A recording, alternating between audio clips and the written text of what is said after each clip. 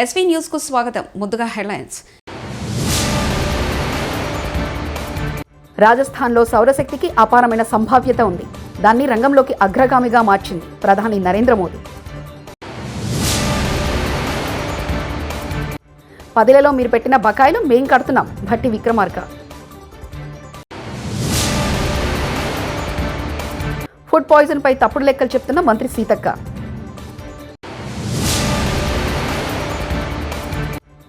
మీరంతా అత్యుత్తమ సేవలందించాలి ద్రౌపది ముర్ము. పీఎం కుసుమ్ యోజన మరియు పీఎం సూర్యఘర్ యోజన వంటి సోలార్ ఎనర్జీ కార్యక్రమాల ద్వారా రైతులు మరియు గ్రామీణ కుటుంబాలకు సాధికారత కల్పించాలని జైపూర్లోని ప్రధాని మోదీ ఉద్ఘాటించారు. రాజస్థాన్లోని సోలార్ ఎనర్జీ దత్తత ద్వారా పగటిపూట విద్యుత్ను అందించడం, బిల్లులు తగ్గించడం మరియు ఆదాయాన్ని పెంచడం వంటి ప్రయత్నాలను ఆయన హైలైట్ చేశారు. कमाई के रोजगार के हर साधन पर हम बल दे रहे हैं. राजस्थान में बिजली के क्षेत्र में अनेक समझौते यहां भाजपा सरकार ने किए हैं. इनका सबसे अधिक फायदा हमारे किसानों को होने वाला है. राजस्थान सरकार की योजना है. 10లలో బారాస ప్రభుత్వం పెట్టిన బకాయిలను తమ ప్రభుత్వం కడుతుందంటూ డిప్యూటీ సీఎం బట్టి విక్రమార్క తెలిపారు. విద్యుత్ రంగం, పౌర సరఫరాల శాఖలో గత ప్రభుత్వం 1000 కోట్ల బకాయిలు పెట్టిందని ఆరోపించారు. శాసనసభను బారాస ఎమ్మెల్యే హరీష్ రావు తప్పుదోవ పట్టిస్తున్నారని విమర్శించారు. స్పీకర్ అనుమతితో అప్పులపై చర్చకు ప్రభుత్వం సిద్ధంగా ఉందని స్పష్టం చేశారు. శాసనసభ సమావేశాల్లో భాగంగా స్పీకర్ గడ్డం ప్రసాద్ కుమార్ ప్రశ్నోత్తరాలు నిర్వహించారు. ఈ సందర్భంగా హరీష్ రావు, బట్టి విక్రమార్క మధ్య వాదన కొనసాగింది. మీ మీద గౌరవంతోనే చెప్తా ఉన్నాను. మీరు అడిగారు కాబట్టి అన్ని చెప్తాను, లేకపోతే చెప్పేవాడిని కూడా. 1,00,000 కోట్లు మేము చేయలేదు అధ్యక్ష. మళ్ళీ ఒకసారి చెప్తా ఉన్నాను క్లియర్గా. 52,000 కోట్లు మాత్రమే ఈ ప్రభుత్వం అప్పు చేసింది. దాంట్లో 66,000 కోట్లు వీరు చేసిన అప్పు వడ్డీ కట్టడానికే తీర్చాము అధ్యక్ష. వారు చేసుకొచ్చిన అప్పు ప్రిన్సిపల్ అమౌంట్కి ఆ వడ్డీకి కలిపి 66,000 కోట్లు మేము ఈ 10-11 నెలల్లో కట్టాము అధ్యక్ష. ఒకసారి ఆలోచన చేయండి. ఈ రాష్ట్ర విభజన జరిగినప్పుడు సంవత్సరం మొత్తానికి అప్పులు, ప్రిన్సిపల్ అమౌంట్, లేకపోతే ఇంట్రెస్ట్ అన్నీ కలిపి సంవత్సరం మొత్తానికి 6,400 కోట్లే అంత ఉండే కట్టడానికి. అటువంటిది ఈ 10 ఏళ్ళు వీళ్ళ పరిపాలన వల్ల సంవత్సరానికి 6,400 కోట్లు కట్టేదాన్ని మేము 66,000 కోట్లు బ్యాంకులు కట్టాల్సిన పరిస్థితి దుస్థితి తీసుకొచ్చారు అధ్యక్ష. వీళ్ళు మళ్ళీ ఇప్పుడు నీ సూత్రాలు మాట్లాడుతూ ఉన్నారు అధ్యక్ష. ఏం చేయాలా? ఇంకా మన భారత మహిళలు, యువతులు అన్ని రంగాల్లో ఉన్నతి సాధించాలని భారత రాష్ట్రపతి ద్రౌపది ముర్ము ఆకాంక్షించారు. మంగళగిరి ఎయిమ్స్ తొలి స్నాతకోత్సవంలో రాష్ట్రపతి ద్రౌపది ముర్ము ముఖ్య అతిథిగా హాజరయ్యారు. ఈ సందర్భంగా 4 విద్యార్థులకు బంగారు పతకాలు రాష్ట్రపతి ప్రదానం చేశారు. అనంతరం రాష్ట్రపతి ముర్ము మాట్లాడుతూ, పానకాల స్వామికి నా ప్రార్థన, లక్ష్మీ నరసింహస్వామి ఆశీస్సులు అందరిపై ఉండాలి. యువ వైద్యులుగా మీరందరూ అత్యుత్తమ సేవలు అందించాలి. ఇప్పుడు డాక్టర్ అయిన వారిలో 2/3 వంతు మహిళా డాక్టర్లు. ఎయిమ్స్ మొదటి బ్యాచ్గా మీరందరూ గుర్తుంటారని తెలిపారు. Dear students, I express my heartiest congratulations to you all, the youngest doctors among you. You have received their degrees today. 2/3 of them are young lady doctors.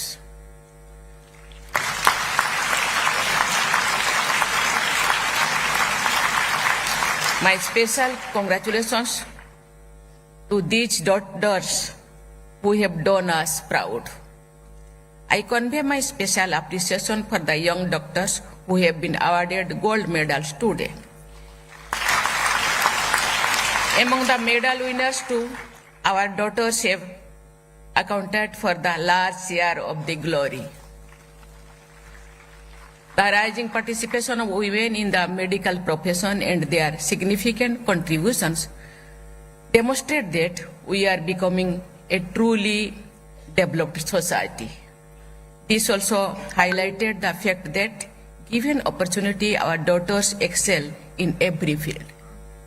Mangalagiri ఎయిమ్స్లో జరిగిన తొలి స్నాతకోత్సవ కార్యక్రమానికి భారత రాష్ట్రపతి ద్రౌపది ముర్ము ముఖ్య అతిథిగా హాజరయ్యారు. ఈ సందర్భంగా ముఖ్యమంత్రి నారా చంద్రబాబు నాయుడు రాష్ట్రపతికి శాలువా కప్పి సన్మానించారు. అలాగే తిరుమల శ్రీవారి మెమంటోను బహుకరించారు. ఆ తర్వాత జరిగిన కార్యక్రమంలో 49 మంది ఎంబీబీఎస్ విద్యార్థులకు రాష్ట్రపతి పట్టాలు అందజేశారు. మెరిట్ సాధించిన 4 విద్యార్థులకు బంగారు పతకాలు బహుకరించారు. ఈ కార్యక్రమంలో రాష్ట్రపతితో పాటు రాష్ట్ర గవర్నర్ నజీర్, సీఎం చంద్రబాబు, కేంద్ర మంత్రులు ఆయుష్, ప్రకాష్ రావు, రాష్ట్ర మంత్రులు నారా లోకేష్, సత్యకుమార్ యాదవ్ తదితరులు పాల్గొన్నారు. For Ayush and Minister for Health and Family Welfare, Sri Jadav Prataprao Gandapatrao, respected Director and CEO, All India Institute of Medical Science, Mangalagiri, Sri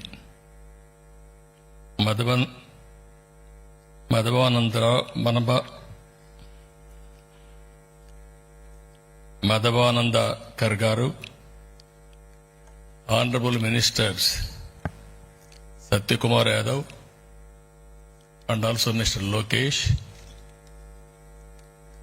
and friends, today is a great occasion. I am very happy to see all of you first convocation.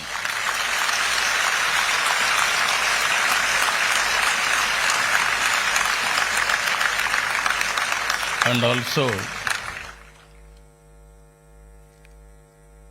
Her Excellency President of India, you are all very fortunate to have this function. First of all, I want to congratulate all of you. Today, ceremony is yours. I have seen students, meritorious students, competing each other. This convocation is recognizing your talents. In this background, I want to tell only one thing. All of us has to take as a model for all our inspiration. HYDRAA కూల్చివేతలపై commissioner Ranganath కీలక వ్యాఖ్యలు. హైడ్రా ఏర్పడక ముందు ఉన్న నిర్మాణాల జోలికి వెళ్లడం, July తర్వాత చేపట్టిన అక్రమ నిర్మాణాలను కూల్చివేస్తాం, ఎలాంటి అనుమతులు లేకుండా నిర్మిస్తున్న వాటిని కూల్చివేతలు తప్పదు, కొత్తగా తీసుకున్న అనుమతులను హైడ్రా పరిశీలిస్తుందంటూ కమిషనర్ రంగనాథ్ వెల్లడించారు. డెమాలిష్ చేయడం జరుగుతుంది.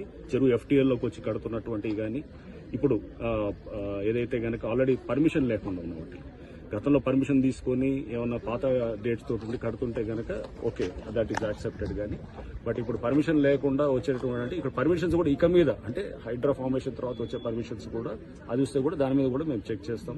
అటువంటి పర్మిషన్స్ కూడా న్యాచురల్ గా ప్రభుత్వం కూడా స్పష్టం చేసింది. పాత పర్మిషన్స్ ఉన్న వాటిని ఆనర్ చేస్తాం, కానీ కొత్తగా పర్మిషన్స్ ఎక్కడ కూడా అది యాక్సెప్ట్ చేయమని చెప్పేసి.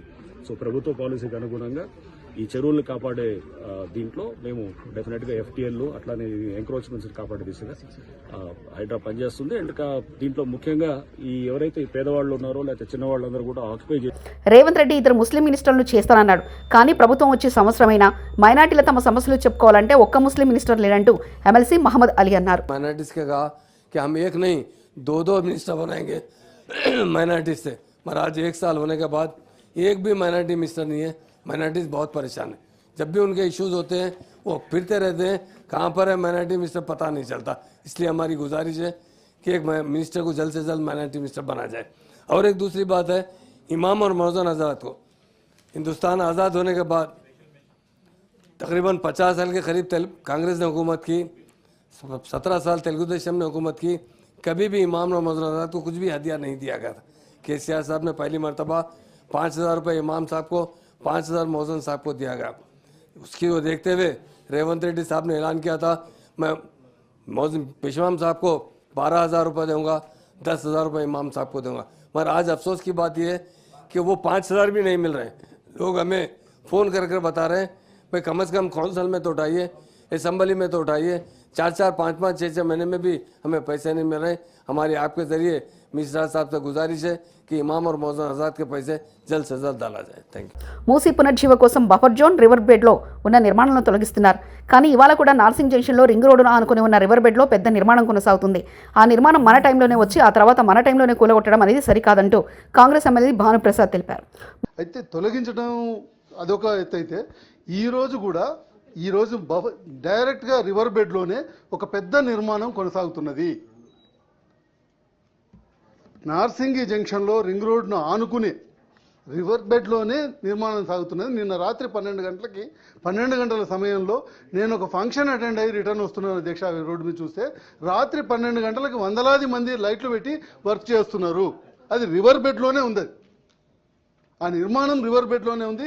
ఒకవైపు మనం పేదలకు సంబంధించినటువంటి 100 గజాలు 200 గజాల్లో ఉన్నటువంటి వాళ్ళని కూలగొట్టి రీహాబిలిటేషన్ ఇవ్వటం అనేటువంటి తర్వాత, కానీ వీళ్ళు కట్టిన తర్వాత లక్షలాది స్క్వేర్ ఫీట్లలో పెద్ద నిర్మాణం వస్తుంది. అది ఎవరిదో నాకు తెలియదు, కానీ ఆ నిర్మాణం వచ్చిన తర్వాత మళ్ళీ దాన్ని కూలగొట్టడం అని అంటే మన టైం. మున్సిపాలిటీలో పనిచేసే వాళ్ళంతా 90% ఎస్సీ వాళ్ళే ఉన్నారు. వాళ్ళకు జీతాలు లేవు, మన్ను లేవంటూ కాంగ్రెస్ ఎమ్మెల్యే మందుల స్వామి అన్నారు. వాళ్ళు ఎస్సీ కులానికి చెందిన వాళ్ళే 90% ఉన్నారు. వాళ్ళకు జీతాలు లేవు, మన్ను లేవు, ఏమి లేవు, ఎక్కడ లేదు. మంత్రి శ్రీధర్బాబు మూసి సుందరీకరణ కోసం డీపీఆర్ ఇప్పుడు చేస్తున్నారని అన్నారు. మరి డీపీఆర్ చేయకుండా వరల్డ్ బ్యాంకుకు 4,100 కోట్లు అప్పు కావాలని ఎలా అడిగారు? మూసి డీపీఆర్ ఇంకా అవ్వకుంటే రేవంత్ రెడ్డి ఢిల్లీలో కేంద్ర మంత్రి కిషన్ రెడ్డిని కలిసి 14,000 కోట్లు కావాలని ఏ ప్రతిపాదికన అడిగారంటూ ఎమ్మెల్సీ కవిత ప్రశ్నించారు. అయితే దీనికి ఆపోజిట్గా నిర్దిష్టమైనటువంటి సమాచారం మా దగ్గర ఉంది సార్. వరల్డ్ బ్యాంక్లో ఈ ప్రభుత్వం 4,100 కోట్లు మాకు కావాలి మూసీ సుందరీకరణ ప్రాజెక్ట్ కోసం అని చెప్పి వరల్డ్ బ్యాంక్కి సబ్మిట్ చేసింది సార్. ఈ గవర్నమెంట్ సబ్మిట్ చేసిన మాట వాస్తవమా కాదా? చేసుంటే అది ఏ తేదీన చేశారో ఇంపార్టెంట్ సార్.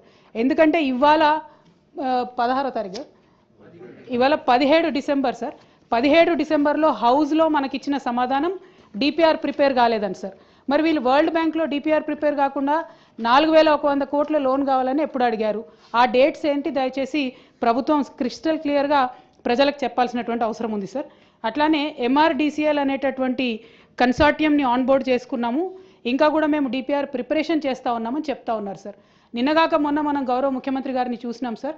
వారు ఢిల్లీకి వెళ్ళి అక్కడ ఫుడ్ పాయిజన్ పై తప్పుడు లెక్కలు చెప్తున్న మంత్రి సీతక్క, కాంగ్రెస్ ప్రభుత్వం వచ్చినప్పటి నుంచి ఇప్పటివరకు 1,015 మంది పిల్లలు ఫుడ్ పాయిజన్ ద్వారా అస్వస్థకు గురైతే కేవలం 386 మందికి మాత్రమే ఫుడ్ పాయిజన్ జరిగిందని తప్పుడు లెక్కలు చెప్తున్న మంత్రి సీతక్క. 6 మంది విద్యార్థులు, అదేవిధంగా పాము కాటు వల్ల ఇద్దరు విద్యార్థులు, ఎలుక కాటు వల్ల 2 విద్యార్థులు ఆసుపత్రిలో చికిత్స పొందారు. అధ్యక్ష, రెసిడెన్షియల్ పాఠశాలలో security, dormitory, class rooms, ground, RO plant, water సామగ్రి ఇవేవి కూడా మనం అనుకున్న స్థాయిలో లేవు అంటూ ఇది విమర్శ కాదు వాస్తవం అంటూ మంత్రి దామోదర రాజనరసింహ వ్యాఖ్యానించారు. డార్మెటరీ కాడికెళ్ళి school class rooms, ground, RO plant, kitchen utensils ప్రతి ఒక్కటి మనం అనుకున్న స్థాయిలో లేవు.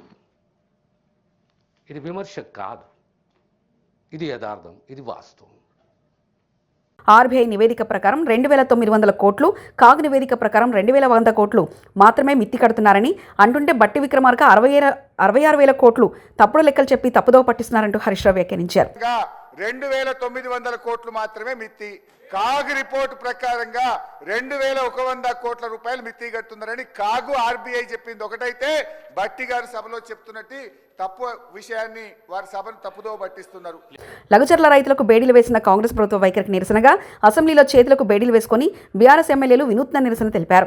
నల్ల చొక్కాలు ధరించి నిరసన చేస్తూ నిరసన ఇదేమి రాజ్యం, ఇదేమి రాజ్యం లాంటి రాజ్యం, లూటీ రాజ్యం అంటూ రైతులకు బేడీలు సిగ్గు అంటూ నినాదాలు చేశారు.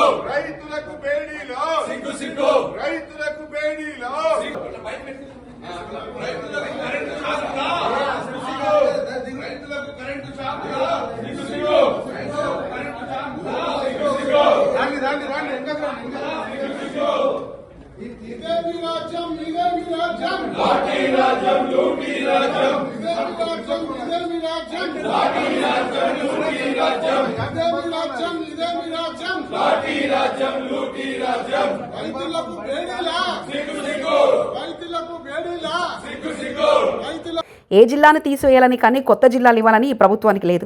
రాష్ట్రంలో ఉన్న 33 జిల్లాలు, 621 మండలాలు, 76 రెవెన్యూ డివిజన్లు యథావిధిగా కొనసాగుతాయంటూ మంత్రి పొంగులేటి శ్రీనివాసరెడ్డి వ్యాఖ్యానించారు. ప్రభుత్వానికి లేదు. ఉన్న జిల్లాలు ఏ ఒక్క జిల్లాని కూడా ఈ ప్రభుత్వం తీసేసే ఆలోచన లేదు. ఏవైతే రాష్ట్ర వ్యాప్తంగా ఇప్పటి వరకున్న 33 జిల్లాలు కానివ్వండి, 76 మండలాలు కానివ్వండి, 621 మండలాలు కానివ్వండి, 76 డివిజన్లు కానివ్వండి, రెవెన్యూ డివిజన్స్, ఆ డివిజన్స్ యాజ్ ఇట్ ఈజ్గానే కంటిన్యూ అవుతాయి.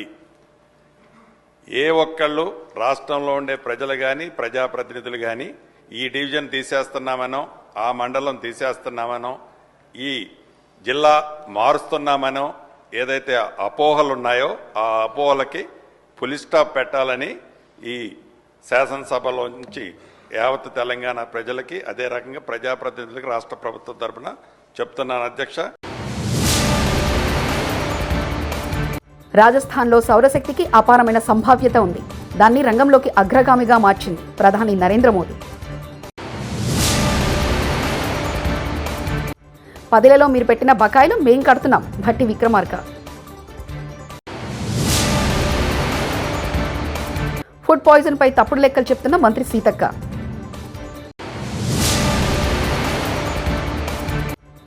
మీరంతా అత్యుత్తమ సేవలందించాలి ద్రౌపది ముర్ము. ఇవి బులెటిన్ విశేషాలు. చూస్తూనే ఉండండి ఎస్వీ న్యూస్.